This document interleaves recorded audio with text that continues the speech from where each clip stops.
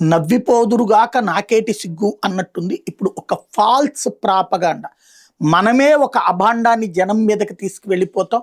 ఆ అబద్ధం అసలు నిజం తెలియని జనాలు అదే నమ్ముతారనేటటువంటి ఒక గుడ్డి తెలివితేటలతో సుదీర్ఘకాలం పాటు భారతదేశంలో నడిచిన వామపక్ష భావజాలం మరొకసారి ఇది స్పష్టం చేస్తోంది. కమ్యూనిస్ట్ పార్టీకి సంబంధించిన వాళ్ళు ప్రొజెక్ట్ చేసుకోవచ్చు, పార్లమెంట్లోకి ఓట్లతో కాదు ఓట్లతో వెళ్ళాలి.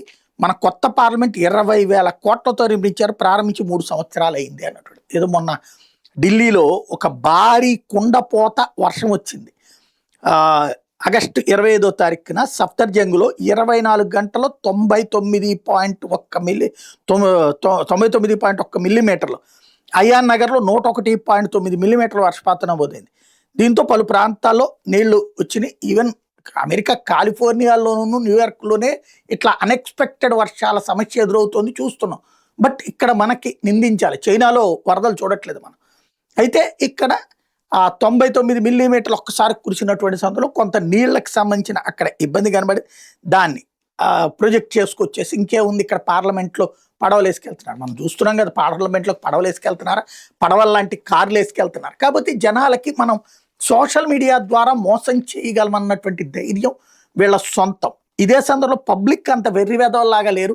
గతంలోకి మళ్ళీ పేపర్లు, టీవీ ఛానళ్ళు వీళ్ళ చేతుల్లో పెట్టుకుని వీళ్ళు రాసిందే వార్త, వీళ్ళు చెప్పిందే నిజం అన్నటువంటి స్టేజీ కాదు. ఇప్పుడు సోషల్ మీడియా యుగంలో నిలదీస్తున్నారు, నెగ్గతీస్తున్నారు. ఇదే జనమే చెప్పుకొచ్చారు.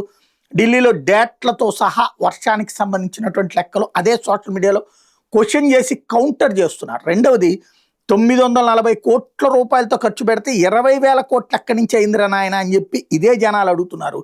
తెలిసి కూడా అబద్ధాలు ఎందుకు చెప్తున్నారు అన్నటువంటిది.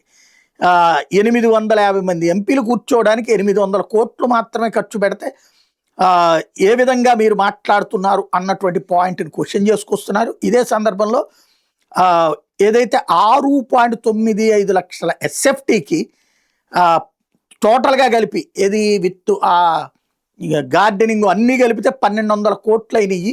అది తెలిసి కూడా వీళ్ళు ఎందుకు అబద్ధం చెప్తున్నారని నిలదీస్తున్నారు.